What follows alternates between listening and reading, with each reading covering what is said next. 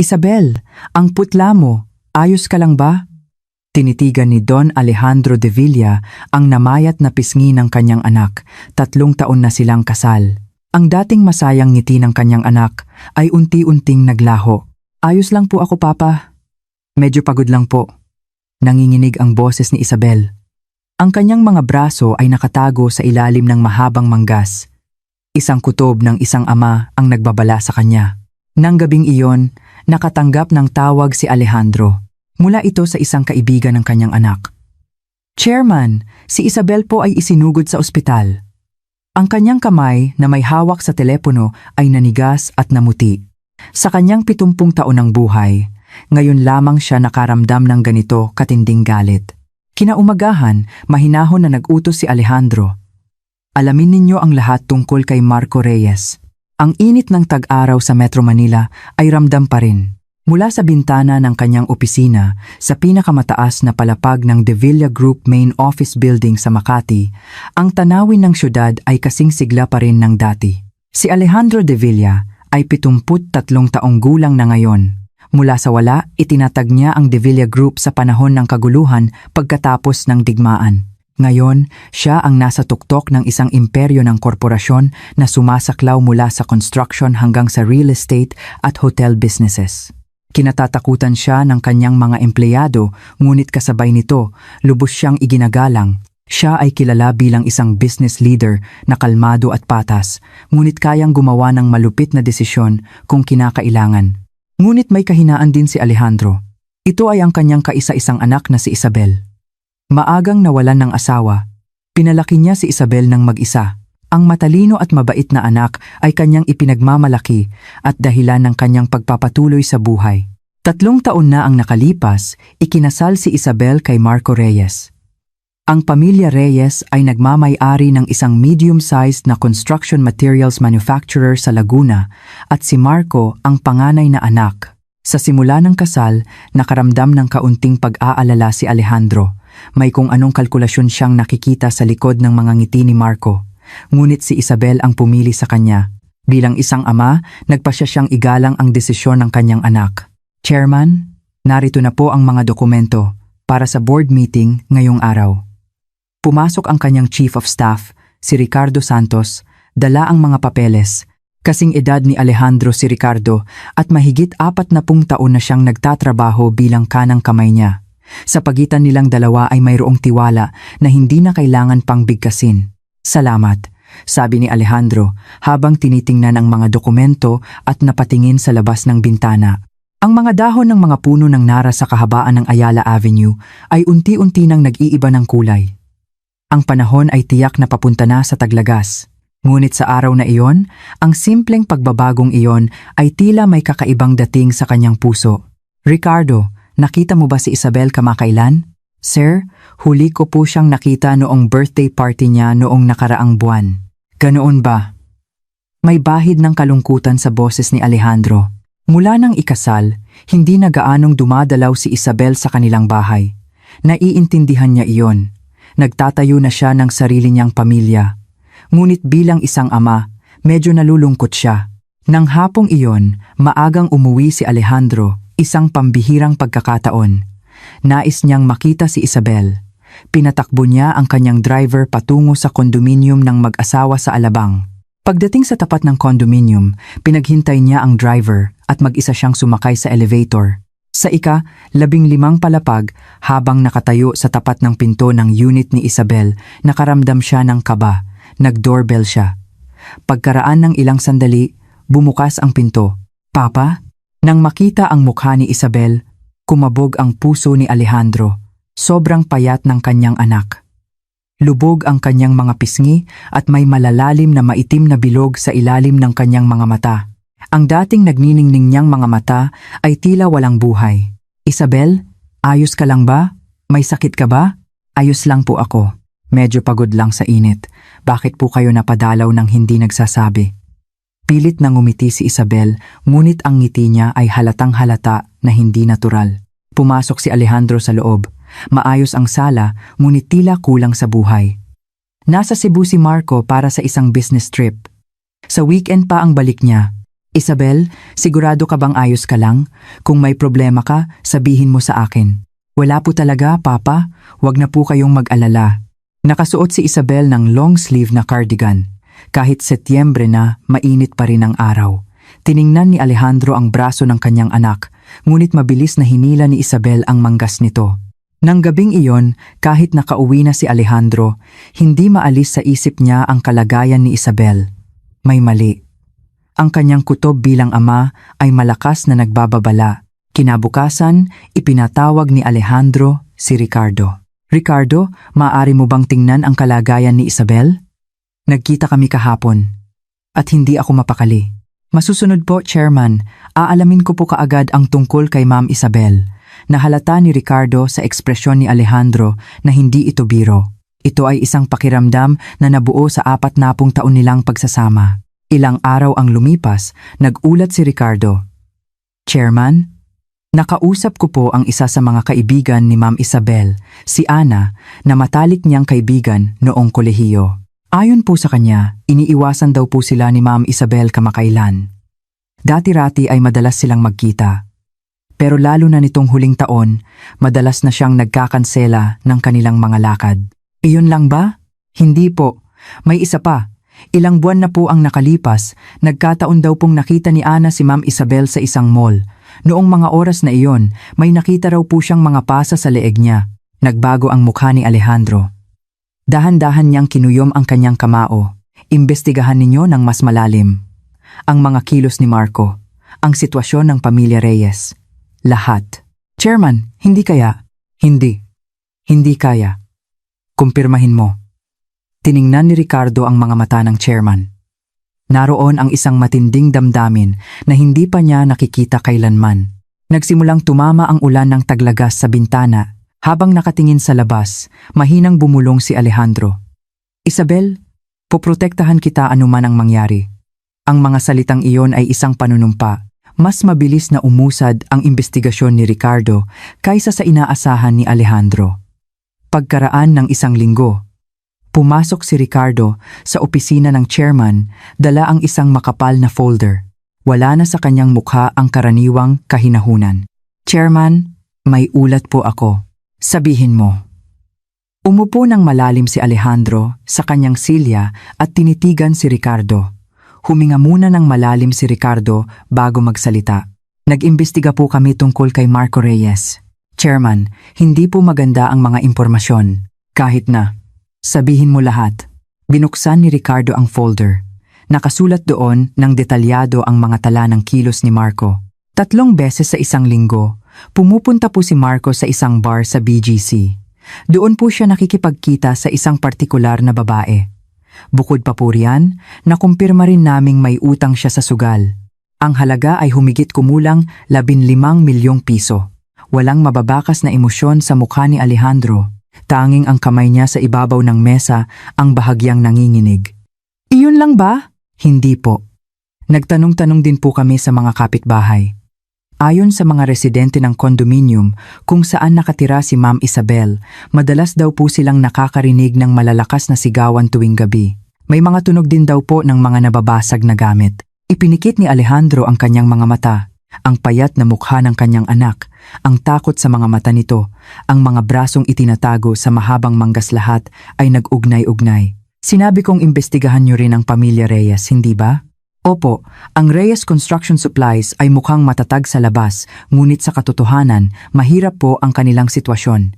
2 taon na pong nababawasan ang kanilang mga kontrata at dumarami ang kanilang mga utang. Lalo na po ang presidente, si Antonio Reyes, kilala po siya sa kanyang mapilit na paraan ng pagnenegosyo. Mapilit ha? Tumayo si Alejandro at tumingin sa labas ng bintana. Ang syudad ng Makati ay gumagalaw tulad ng dati. Ngunit ang kanyang mundo ay lubos na nagbago sa loob ng 1 linggo. Chairman, ano po ang gagawin natin? Huwag muna. Kailangan natin ng mas matibay na ebidensya. Nang gabing iyon, uminom ng alak si Alejandro, isang bagay na bihira niyang gawin. Nag-iisa sa kanyang study, tinitigan niya ang litrato ng yumaong asawa. Patawarin mo ako. Hindi ko naprotektahan si Isabel. Mahina siyang bumulong.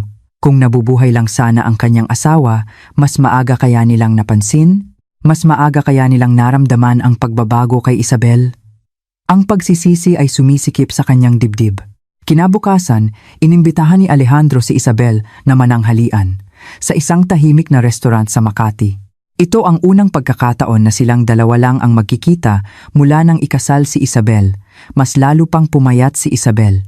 Nakasuot siya ng isang damit na may mahabang manggas, ngunit kahit ganoon, bahagyang nasisilip ang mga pasa sa kanyang braso. Isabel, mukhang matamlay ka nitong mga nakaraang araw, sabi ni Alejandro sa pinakamalumanay na boses na kaya niya. Ayos lang po ako, Papa. Talagang ayos lang po, Isabel. Ibinaba ni Alejandro ang kanyang mga kubyertos. Tinitigan niya ng diretso ang mga mata ng kanyang anak. Huwag kang magsinungaling sa akin. Sa mga salitang iyon, namuo ang luha sa mga mata ni Isabel, ngunit pilit niya itong pinigilan. Papa, wala po talaga. Medyo pagod lang po ako. Maayos ba ang relasyon ninyo ni Marco? Bahagyang nanginig ang mga kamay ni Isabel. Yumuko siya at sumagot sa mahinang boses, Opo, maayos po kami.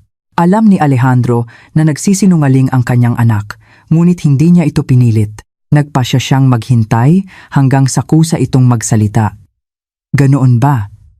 Pero kung may problema, kahit anong oras, umuwi ka sa akin. Naintindihan mo? Opo. Ang sagot ni Isabel ay halos hindi marinig. Pagkatapos ng pananghalian, hinatid ni Alejandro si Isabel sa kanyang sasakyan.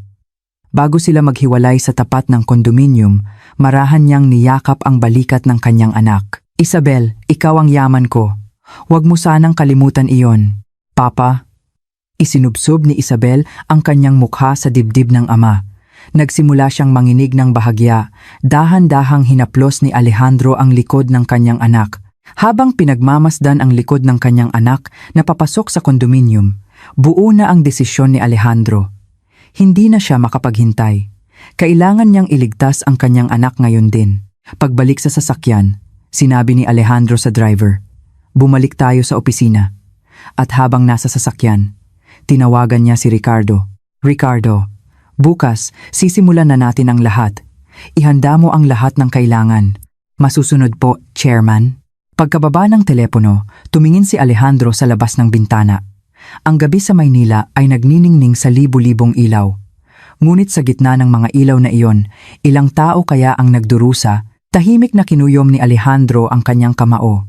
Bilang isang ama, poprotektahan niya ang kanyang anak. Iyon ang kanyang tanging misyon ngayon. Ang malamig na hangin ng taglagas ay humaplos sa kanyang pisngi. Ito ay malamig at mahigpit. Ang araw ng kapalaran ay dumating ng biglaan. Isang gabi ng Oktubre, nag-overtime si Alejandro sa kumpanya. Lampas 10:00 na ng gabi nang tumunog ang kanyang cellphone. Isang hindi kilalang numero. Hello, De Villa speaking. Si Chairman De Villa po ba ito? Ako po si Ana, kaibigan ni Isabel. Ang boses ng babae sa kabilang linya ay puno ng pag-aalala. Nanigas ang likod ni Alejandro. Anong nangyari kay Isabel? Chairman, isinugod po si Isabel sa ospital. Nasa Asian Hospital po siya ngayon. Pakiusap, pumunta po kayo kaagad. Nabitawan ni Alejandro ang hawak na telepono at sandaling nakalimutang huminga. Sa sumunod na sandali, nakatayo na siya. Pumunta tayo ngayon din. Ang biyahe papuntang ospital ay ang pinakamahabang sandali sa kanyang buhay. Habang minamadali ang driver, walang tigil siyang nagdasal. Sana ligtas ang anak ko. Pakiusap, sana ligtas siya. Pagdating sa ospital, naghihintay ang babaeng nagngangalang Ana, mga nasa early 30s, kasing edad ni Isabel, at mukhang matatag. Chairman, dito po. Iginaya siya ni Ana sa tapat ng emergency room. Lumabas ang isang doktor. Kayo po ba ang pamilya? Ako ang ama. Kumusta ang anak ko? Wala na po sa panganib ang buhay niya. Ngunit may mga pasa po siya sa buong katawan at 2 basag na tadyang. Bukod pa po roon, huminto ang doktor. May mga bakas po ng matagal ng pananakit. Marami po siyang lumang sugat. May gumuho sa loob ni Alejandro. Napasandal siya sa pader at huminga ng malalim. Tahimik na nagsalita si Ana na nasa kanyang tabi. Chairman, nagkataon po kasing malapit ako sa bahay nila Isabel kanina. Nakarinig po ako ng sigaw mula sa kondominium. Pagdating ko po, nakahandusay na si Isabel sa hallway. Nandoon po si Marco. Lasing na lasing po siya at sinisipa si Isabel. Dahan-dahang itinaas ni Alejandro ang kanyang mukha. Sa kanyang mga mata ay may damdaming hindi pa nakikita ng sinuman. Galit, lungkot at isang malamig na determinasyon. Nagsimula na po ang investigasyon ng pulis. Nasa ibang kwarto po ngayon si Marco. Pumasok si Alejandro sa kwarto. Nang makita niya si Isabel na nakahiga sa kama, hindi niya napigilan ang kanyang mga luha. Ang mukha ng kanyang anak ay maga at puno ng benda ang katawan. Isabel! Marahan niyang hinawakan ang kamay ng anak. Halos wala sa sarili si Isabel, ngunit sa boses ng ama, bahagya niyang iminulat ang kanyang mga mata. Papa! Sorry po. Huwag kang humingi ng tawad. Ako ang may kasalanan. Dapat mas maaga kong nalaman. Tumulo ang luha mula sa mga mata ni Isabel. Papa, ako... Shh! Ayos na. Ayos na ang lahat ngayon. Marahang hinalikan ni Alejandro ang noo ng kanyang anak. Pagkatapos ay tahimik siyang tumayo. Paglabas niya sa hallway, sumalubong si Ricardo. Nang makita si Alejandro, natigilan si Ricardo. Ang mga mata ng chairman ay kasing lamig ng yelo. Ricardo, idemanda mo si Marco Reyes. Physical assault, serious physical injuries, lahat ng kaso. Masusunod po. Pagkatapos, sa mahinang boses, nagpatuloy si Alejandro. At tungkol sa pamilya Reyes, imbestigahan ninyo ng husto. Ang negosyo, mga ari-arian, mga utang. Lahat, hanapin ninyo ang kanilang kahinaan. Chairman, hahayaan kong maranasan nila ang mawalan ng lahat. Hindi ko mapapatawad ang sinumang nanakit sa anak ko. Nakita ni Ricardo ang determinasyon ng chairman. Ito ay ang pinagsama-samang lakas na hinubog ng 70 taon ng buhay at ang galit ng isang ama. Nang gabing iyon, nanatili si Alejandro sa ospital. Sa tabi ng kama ng kanyang anak, gising siya buong gabi. Sa labas ng bintana, patuloy ang pag-ulan. Nang mag-umaga, tahimik na tumayo si Alejandro. Mula sa bintana ng silid ng ospital, tinanaw niya ang siyudad ng Maynila. Papasikat na ang araw. Nagsisimula na ang bagong araw. At ang kanyang laban ay magsisimula na rin ngayon. Pamilya Reyes, maghanda kayo. Ang mga salita ni Alejandro ay isang panunumpa. Bilang isang ama, poprotektahan niya ang kanyang anak. At sisiguraduhin niyang pagbabayaran ng mga nanakit sa kanya ang kanilang ginawa. Dahan-dahang lumiwanag ang silangan. Ito ang simula ng bagong araw. At para sa pamilya Reyes, ito ang simula ng kanilang katapusan. Nagkamalay si Isabel kinahapunan ng sumunod na araw. Nasa silid si Alejandro, naghihintay sa paggising ng kanyang anak. Papa, Isabel? Kamusta ang pakiramdam mo? Sorry po, Papa, pinag-alala ko po kayo. Umiling si Alejandro. Ako ang dapat humingi ng tawad. Dapat mas maaga kitang natulungan. Muling namuo ang luha sa mga mata ni Isabel. Sa pagkakataong ito, hindi na niya ito napigilan. Walang tigil na dumaloy ang kanyang mga luha. Papa, hindi ko na po alam ang gagawin ko. Hinawakan ni Alejandro ang kamay ng kanyang anak. Mainit iyon. Maaari mo bang ikwento sa akin mula sa simula? Kailan pa ito nagsimula? Sa nanginginig na boses, nagsimulang magkwento si Isabel. Sa simula ng kanilang pagsasama, masaya naman talaga sila. Mabait si Marco at sila ay isang masayang mag-asawa. Ngunit pagkaraan ng 6 na buwan, nagsimulang magbago ang ugali ni Marco. Noong una, maliliit na reklamo lang. Hindi niya gusto ang timpla ng pagkain. Hindi malinis ang bahay. Dahil sa mga maliliit na bagay na iyon, nagiging irritable si Marco. At 1 taon na ang nakalipas, nang magsimulang bumagsak ang negosyo ng kumpanya ni Marco, nagsimula ang pananakit. Noong una, paghahagis lang ng mga gamit. Ngunit unti-unti, lumala ito. Kung naging mas maayos lang po ako, hindi sana magagalit si Marco. Kasalanan ko po. Hindi. Ang boses ni Alejandro ay mahinahon ngunit matatag. Wala kang kasalanan. Walang anumang dahilan para manakit. Pero, Isabel, kahit anong dahilan pa iyan, hindi katanggap-tanggap ang manakit ng kapwa. Biktima ka. Huwag mo kailanman sisisihin ang iyong sarili. Tiningnan ni Isabel ang mga mata ng kanyang ama. Naroon ang malalim na pagmamahal at hindi matitinag na determinasyon. Poprotektahan ka ni Papa. Mula ngayon, ako na ang mag-aalaga sa iyo. Nang marinig ang mga salitang iyon, may gumuho sa loob ni Isabel. Ang lahat ng damdaming matagal na niyang kinimkim ay biglang bumuhos. Isinubsob niya ang kanyang mukha sa dibdib ng ama at humagulgol. Dahan-dahang hinaplos ni Alejandro ang likod ng kanyang anak at sa kanyang puso, nanumpa siya. Hinding-hindi niya hahayaang masayang ang mga luhang ito. Sumunod ang investigasyon ng pulis. Detalyadong ikinuwento ni Isabel ang mga nangyari. Inaresto ng pulis si Marco sa kasong serious physical injuries. Ilang araw ang lumipas, dumalaw sa ospital si Antonio Reyes, ang ama ni Marco. Isang lalaking nasa mid-60s at mukhang mayabang. Sa lobby, hinarap ni Alejandro si Antonio, Chairman De Villa. Tungkol po sa nagawa ng anak ko. Ang mga salita ni Antonio ay formal. Bagamat humihingi ng tawad, walang bahid ng sinseridad. Mr. Reyes, ang anak ninyo ay nanakit sa aking anak sa loob ng mahigit 1 taon. Hindi ito simpleng away mag-asawa. Krimen ito. Pero ang mga bagay sa pagitan ng mag-asawa ay bahagyang bumaba ang tono ng boses ni Alejandro. Ang anak ninyo ay binali ang tadyang ng aking anak. Pinuno niya ng pasa ang buong katawan nito. At sasabihin ninyong, away mag-asawa lang iyan? Tiningnan ni Antonio ang mga mata ni Alejandro at bahagyang napaatras. Nag-aalab ang pigil na galit sa mga matang iyon. Chairman De Villa, pakiusap. Pag-usapan na lang po natin ito. Pag-usapan? Malamig na tumawa si Alejandro. Mr. Reyes, wala akong balak patawarin ang anak ninyo. Hahayaan ko siyang harapin ang tamang paglilitis sa ilalim ng batas. Chairman, pakiusap. Ang buhay ni Marco? Paano naman ang buhay ng anak ko? Sa unang pagkakataon, naging emosyonal ang boses ni Alejandro. Mahigit 1 taong nagdusa ang anak ko sa impyerno. Naiintindihan ninyo ba ang sakit na iyon? Walang masabi si Antonio. Tumayo si Alejandro. Makaaalis na kayo. Wala na tayong dapat pag-usapan. Pagkaalis ni Antonio, tumingin si Alejandro sa labas ng bintana. Ang langit ng Taglagas ay bughaw na bughaw. Dumating si Ricardo dala ang mga dokumento. Chairman, narito na po ang resulta ng investigasyon sa pamilya Reyes.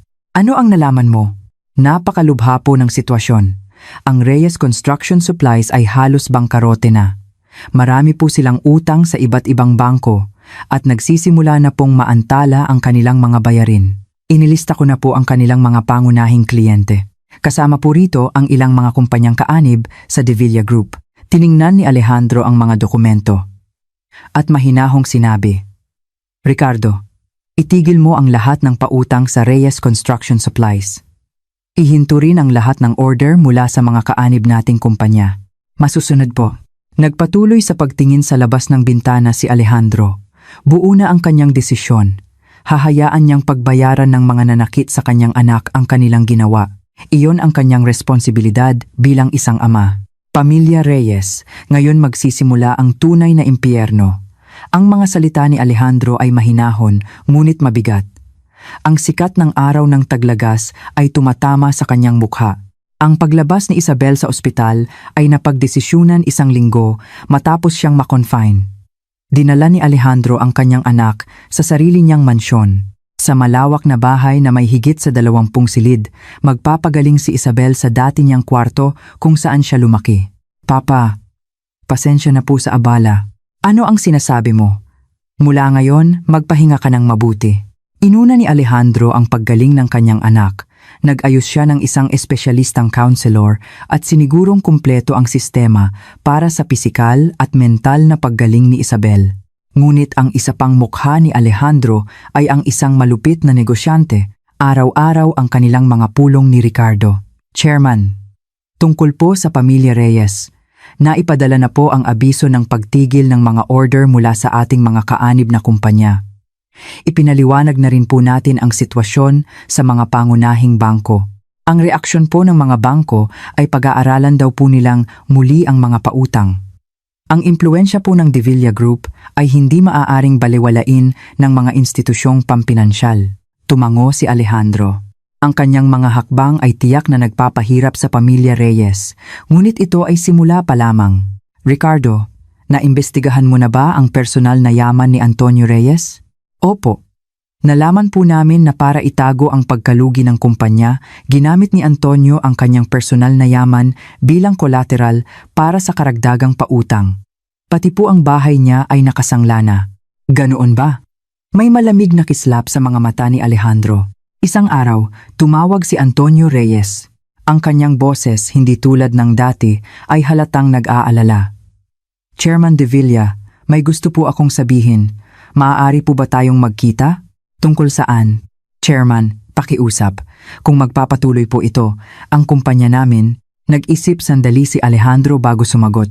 Sige, pumunta ka sa opisina ko bukas. Kinabukasan, dumalaw si Antonio sa punong tanggapan ng De Villa Group. Wala na ang dating kayabangan at pagod na pagod ang kanyang mukha. Pagpasok sa opisina ng chairman, umupo si Antonio sa tapat ni Alejandro. Chairman, pakiusap po. Ipagpatuloy ninyo ang pakikipagtransaksyon sa amin. Dahil sa paghinto ng transaksyon sa De Villa Group, nag-aalangan na rin po ang ibang mga kliyente. Kung magpapatuloy po ito, malulugi po ang kumpanya. Iyon ba ang gusto mong sabihin? Walang masabi si Antonio. Kalmadong nagpatuloy si Alejandro. Mr. Reyes, bilang isang negosyante, may karapatan akong pumili ng aking mga kliyente. Hindi ako maaaring makipagtransaksyon sa isang kumpanyang hindi mapagkakatiwalaan. Hindi mapagkakatiwalaan? Ang anak ninyo ay nanakit sa aking anak at sinubukan ninyong ayusin ito sa pamamagitan ng aregluhan. Paano ako makikipagnegosyo sa ganyang pamilya? Namutla ang mukha ni Antonio. Chairman, tungkol po sa aking anak, lubos po akong humihingi ng paumanhin. Ngunit wala pong kasalanan ang kumpanya. Isipin niyo po sana ang mga empleyado at kanilang mga pamilya. Kung iniisip ninyo ang mga empleyado, bakit hindi ninyo mas maagang inayos ang pamamalakad ninyo? Matatalas ang mga salita ni Alejandro. Ang kumpanya ninyo, bago pa man ang insidente ng anak ninyo, ay palubog na. Para itago iyon, sunod-sunod kayong umutang ng walang kasiguraduhan. Tama ba ako? Walang masabi si Antonio. Lahat ay totoo. Mr. Reyes, isa akong malupit na tao, lalo na kapag pamilya ko ang sinasaktan. Tumayo si Alejandro at tumingin sa labas ng bintana. Kung anuman ang mangyari sa kumpanya ninyo, wala akong pakialam. Iyan ang sagot ko. Nanginginig na tumayo si Antonio. Chairman De Villa, pakiusap, patawarin niyo po kami. Patawad? Tiningnan ni Alejandro si Antonio. Ang pagpapatawad ko ay depende sa resulta ng korte. Kung matatanggap ng anak ninyo ang nararapat na parusa, maaaring pag-isipan ko. Lumabas ng silid si Antonio nang walang masabi. Nang gabing iyon, dinalaw ni Alejandro si Isabel sa kanyang silid. Nagbabasa ng libro ang kanyang anak sa kama. Medyo bumuti na ang kulay ng kanyang mukha. Isabel, kamusta na ang pakiramdam mo? Medyo maayos na po, Papa. Salamat po. Umupo si Alejandro sa tabi ng kanyang anak. Isabel, magsisimula na ang paglilitis kay Marco sa susunod na buwan. Opo, alam ko po. Kailangan mong tumestigo. Mahirap ito pero kaya ko po. Tiningnan ni Isabel ang kanyang ama at bahagyang ngumiti. Hindi na po ako tatakas. Haharapin ko po ito ng maayos. Marahang hinaplos ni Alejandro ang ulo ng kanyang anak. Naging matatag ka na. Kasi po, nariyan kayo, Papa. Nang marinig iyon, niyakap ni Alejandro ang kanyang anak. Hinding-hindi kita pababayaan. Hindi ko nahahayaang may manakit pa sa iyo. Sa labas ng bintana, tahimik na lumalalim ang gabi ng taglagas. Ang laban ni Alejandro ay ngayon palang magsisimula ng tunay. Mabilis na lumala ang kalagayan ng Reyes Construction Supplies. Ang paghinto ng mga order mula sa De Villa Group ay nagdulot ng malaking kaguluhan sa buong industriya. Sunod-sunod ding nagsimulang mag-atubili ang ibang malalaking kumpanya. Araw-araw, dumarating ang mga impormasyon sa opisina ni Alejandro. Ang mga ulat na dala ni Ricardo ay detalyadong nagtatala ng pagbagsak ng pamilya Reyes. Chairman, sa katapusan po ng buwang ito, ititigil na ng pangunahing bangko ang kanilang pautang sa Reyes Construction Supplies. Inaasahan na iyan. Ano pa? Ang mga personal na ari-arian po ni Antonio Reyes ay isa sa ilalim na rin sa pagsamsam. Tiningnan ni Alejandro ang mga dokumento. Nakalista doon ang lahat ng ari-arian ng mga Reyes Real Estate, stocks, lahat. Ricardo, sa tingin mo ba ay sobrang lupit ko? Sa tanong ni Alejandro, nag-isip sandali si Ricardo bago sumagot. Hindi po, Chairman. Mayroon din po akong anak na babae. Kung mangyari sa kanya ang nangyari kay Ma'am Isabel, malamang ay ganoon din po ang gagawin ko. Bahagyang tumango si Alejandro, ngunit hindi pa rito nagtatapos ang kwento. Dala ni Ricardo ang bagong impormasyon ng sumunod na linggo. Chairman, mayroon po tayong isang interesanting impormasyon tungkol sa pamilya Reyes. Ano iyon? Mukhang may anak po sa labas si Antonio Reyes. Bahagyang nanlaki ang mga mata ni Alejandro. Sabihin mo ang detalye. 20 taon na po ang nakalipas, may relasyon po si Antonio sa kanyang sekretarya. Nagbuntis po ang babae at nanganak, ngunit tumanggi si Antonio na kilalanin ang bata. Pinalaki ng babae ang bata nang mag-isa at namatay po ilang taon na ang nakalipas. Ang bata po ngayon ay isang 20 taong gulang na lalaki. Ang pangalan niya po ay Leo Martinez. Nag-isip sandali si Alejandro. Pagkatapos ay mahinahong sinabi, "Gusto kong makilala ang lalaking iyon. Iarang siya mo." Ilang araw ang lumipas, dumalaw si Leo Martinez sa opisina ng De Villa Group. Ang 20 taong gulang na binata ay payat, ngunit may matatag na determinasyon sa kanyang mga mata.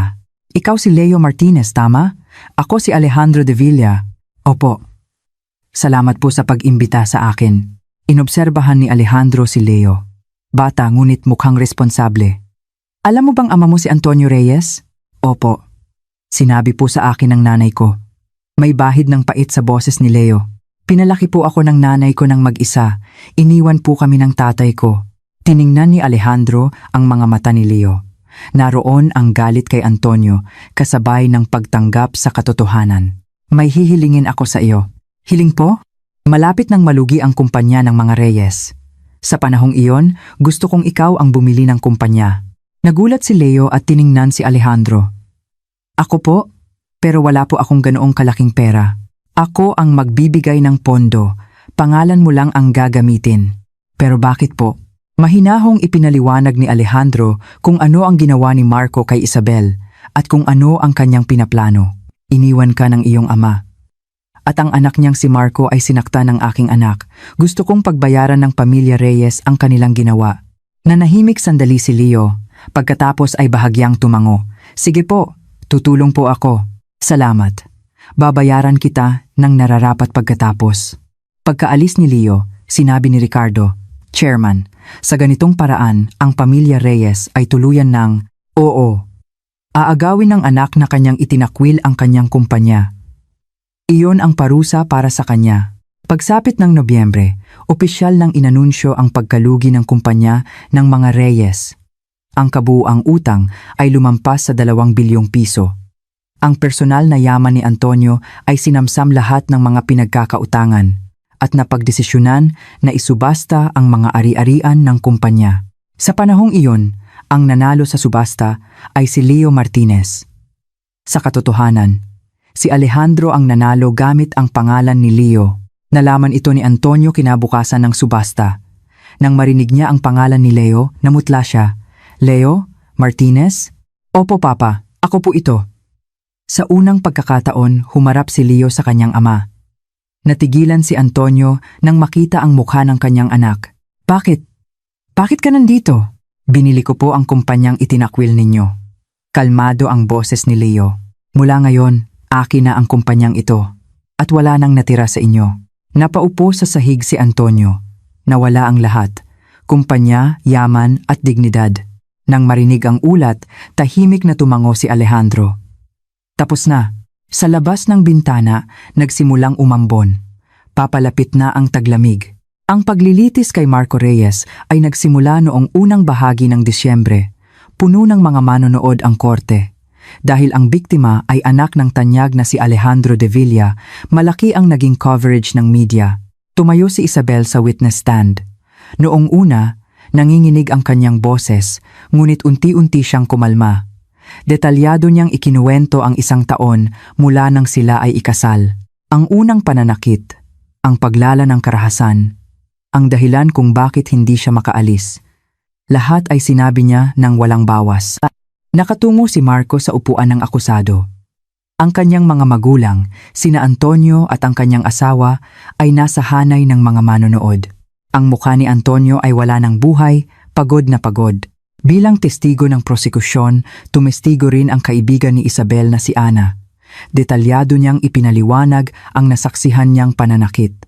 Pinatunayan din ng isang doktor ang kalagayan ng mga pinsala ni Isabel. Iginiit ng depensa na hindi matatag ang pag-iisip ni Marco at mayroon siyang stress sa pinansyal. Ngunit hindi ito sapat na dahilan para bigyang katwiran ang karahasan. Tinitigan ng hukom si Marco ng may mahigpit na ekspresyon.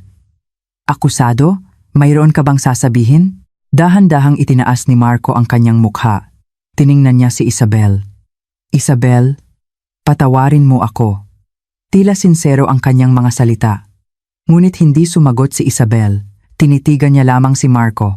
Tumagal ng 3 araw ang paglilitis. At dumating ang araw ng hatol. Ang akusadong si Marco Reyes sa salang serious physical injuries ay hinahatulan ng 3 taong pagkakakulong, walang parol. Nang ipahayag ang hatol, nagkagulo ang korte. Ang sentensya ay mas mabigat kaysa sa inaasahan. Napaupo si Marco. Humagulgol din ang kanyang mga magulang. Marahang inakbayan ni Alejandro si Isabel. Tapos na. Opo. Tumulo ang luha mula sa mga mata ni Isabel. Ngunit hindi ito luha ng kalungkutan. Ito ay luha ng ginhawa dahil natapos na ang mahabang laban. Paglabas ng korte, naghihintay ang maraming mamamahayag. Nagbigay si Alejandro ng maikling pahayag. Ang hatol na ito ay patunay na nanaig ang hustisya. Ang karahasan, anuman ang dahilan, ay hindi katanggap-tanggap. Matagal na nagdusa ang aking anak. Ngunit mula ngayon, haharapin niya ang bukas ng may pag-asa. Nang gabing iyon, sa unang pagkakataon sa mahabang panahon, naghapunan silang dalawa lang, si Alejandro at Isabel. Sa kanilang bahay, isang simpleng hapunan. Papa, salamat po. Ano ang sinasabi mo? Ginawa ko lang ang nararapat bilang isang ama. Pero kung wala po kayo, ako. Hindi na naituloy ni Isabel ang kanyang sasabihin. Hinawakan ni Alejandro ang kamay ng kanyang anak. Isabel, ngayon pa lang magsisimula. Ang buhay mo ay ngayon pa lang magsisimula. Opo. Bahagyang ngumiti si Isabel. Ito ang kanyang unang tapat na ngiti sa mahabang panahon. Ngunit hindi pa rito tuluyang nagtatapos ang kwento ng pamilya Reyes. Ilang araw matapos ang hatol, nakatanggap si Alejandro ng isang sulat. Ang nagpadala ay si Antonio Reyes. Nakasulat sa liham, Chairman Devilla, nawala na sa akin ang lahat. Kumpanya, yaman, anak, ito na siguro ang parusa sa akin. Ngunit may isa lang akong hiling. Tungkol ito sa aking anak sa labas, si Leo. Wala siyang kasalanan. Pakiusap, huwag ninyo siyang gamitin. May sarili siyang buhay. Marami akong nagawang pagkakamali. Pinalaki ko sa layaw ang aking anak. Itinakwil ko si Leo at nawala sa akin ang lahat. Ito na siguro ang karma. Dalangin kong maging maligaya ang inyong anak, Antonio Reyes. Pagkatapos basahin ang sulat, huminga ng malalim si Alejandro. Ricardo, tawagin mo si Leo Martinez. Ilang araw ang lumipas, muling dumalaw si Leo sa opisina. Ipinakita ni Alejandro ang sulat ni Antonio, mula sa iyong ama. Gusto mo bang basahin? Binasa ni Leo ang sulat at tahimik na sinabi, Chairman Devilla, hindi ko na po siya itinuturing na ama. Ganoon ba? Pero, tumingin si Leo sa labas ng bintana. Gusto ko pong ibangon ang kumpanya. Wala pong kasalanan ang mga empleyado. Tiningnan ni Alejandro ang mukha ni Leo. Naroon ang kabataan ngunit tiyak na determinasyon. Sige, susuportahan kita ng buo. Maraming salamat po. Pagkaalis ni Leo, sinabi ni Ricardo. Chairman, ngayon po, tapos na talaga. Tumingin si Alejandro sa labas ng bintana. Ang siyudad ng Makati ay nagniningning sa sikat ng araw ng taglamig. Mahabang laban iyon. Ngunit ngayon, makasusulong na rin si Isabel. Ang langit ng taglamig ay bughaw at malinaw. Dumating ang bagong taon. Unti-unti nang bumabalik sa normal si Isabel. Habang nagpapatuloy sa counseling, inaayos niya ang kanyang buhay sa sarili niyang bilis. Mainit na sinubaybayan ni Alejandro ang paggaling ng kanyang anak. Isang araw ng Pebrero, sinabi ni Isabel kay Alejandro, Papa, gusto ko pong bumalik sa universidad. Universidad? Opo. Bago po ako ikasal, nag-aaral po ako ng psychology, di ba? Gusto ko pong mag-aral ulit. Tiningnan ni Alejandro ang mga mata ng kanyang anak. Bumalik na ang dating kislap nito. Magandang ideya iyan. At ano ang plano mo sa hinaharap? Gusto ko pong tulungan ang mga taong dumaranas ng katulad ng pinagdaanan ko. Sa mga salita ni Isabel, malalim na tumango si Alejandro. Iyan talaga ang bagay sa iyo. Ipinagmamalaki kita. Niyakap ni Isabel ang kanyang ama. Papa, maraming salamat po. Nang tagsibol na iyon, bumalik si Isabel sa universidad. Bilang isang third-year psychology student, nagsimula siya ng bagong kabanata. Kasabay nito, ang dating Reyes Construction Supplies, na ngayon ay Martinez Builders na, ay maayos na sumusulong sa pagbangon. Si Leo, kahit bata, ay nakuha ang tiwala ng mga empleyado sa kanyang tapat na pamamahala. Paminsan-minsan, tumatanggap ng ulat si Alejandro mula kay Leo. Chairman, salamat po sa inyo. Mukhang magkakaroon po kami ng kita ngayong taon. Mabuti naman, isa ka ng mahusay na negosyante. Hindi pa po, pero naniniwala po at sumusunod sa akin ang mga empleyado. May kasiyahan sa mukha ni Leo. Nalampasan niya ang nakaraan ng pagiging itinakwil at nagsimula ng tahakin ang sarili niyang landas. Isang araw, nakatanggap si Alejandro ng tawag mula kay Antonio Reyes sa unang pagkakataon sa mahabang panahon. Nakatira na raw siya ngayon sa isang maliit na apartment ng mag-isa. Chairman De Villa, may gusto po akong sabihin. Maaari po ba tayong magkita? Nag-alinlangan sandali si Alejandro, ngunit pumayag siyang makipagkita. Ibang-iba na ang itsura ni Antonio. Payat at puti na ang buhok. Ngunit wala na sa kanyang mga mata ang dating kayabangan, tanging isang tahimik na pagtanggap. Chairman, salamat po sa inyong oras. Ano ang kailangan mo? Naparito po ako para humingi ng tawad. Para sa ginawa ng aking anak at sa aking hindi tapat na pakikitungo. Yumuko si Antonio. Nang mawala sa akin ang lahat, saka ko lang po naintindihan kung ano ang mahalaga, kung ano ang dapat kong pinrotektahan. Hindi nagsalita si Alejandro. Nakikinig lamang siya sa mga salita ni Antonio. Tungkol din po kay Leo. Labis ko pong pinagsisisihan ang pagtatakwil sa kanya, pero huli na po siguro ang lahat. Kahit na pagsisihan mo pa, hindi na mababago ang nakaraan, kalmadong sabi ni Alejandro. Ngunit maaaring magbago ang tao. Kung tunay kang nagsisisi, ipakita mo iyan sa iyong buhay mula ngayon. Itinaas ni Antonio ang kanyang mukha. Tumayo si Alejandro. Mr. Reyes, hindi kita pinatawad, ngunit kung mamumuhay ka ng tapat, wala akong balak na hadlangan iyon. Maraming salamat po. Muling yumuko ng malalim si Antonio. Pagkatapos noon, ikinuwento ni Alejandro kay Isabel ang tungkol sa kanilang pagkikita. Pinatawad niyo po ba siya, Papa? Hindi.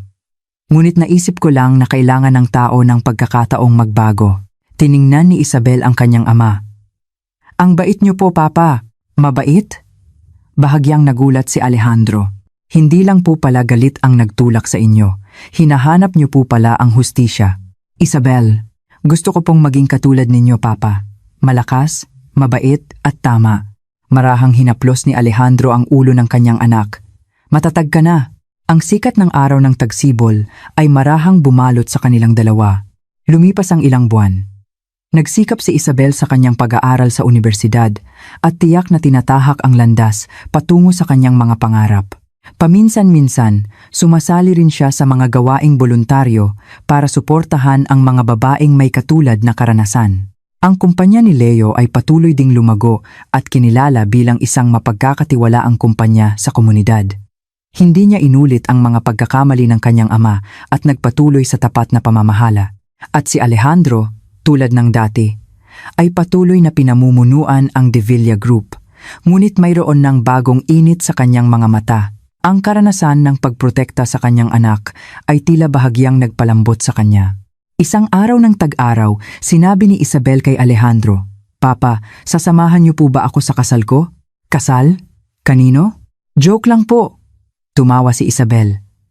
Pero baka dumating din ang araw na iyon. Sa panahong iyon, poprotektahan niyo po ba ulit ako? Oo naman. Kahit ilang beses pa, niyakap ni Alejandro ang kanyang anak dahil ikaw ang yaman ko. Sa labas ng bintana, nagniningning ang sikat ng araw ng tag-araw. Bagong panahon, bagong simula. Ang buhay ni Isabel ay ngayon pa lang talaga magsisimula. At alam ni Alejandro, anumang pagsubok ang dumating, malalampasan ito ng kanyang anak dahil si Isabel ay matatag. At dahil laging nakabantay ang kanyang ama, dito nagtatapos ang kwento. Ngunit ang buhay ay nagpapatuloy. Para kay Isabel, kay Leo, at kay Alejandro. Sa kani-kanilang landas, sa kani-kanilang bilis, ang langit sa Maynila ay bughaw na bughaw at malinaw.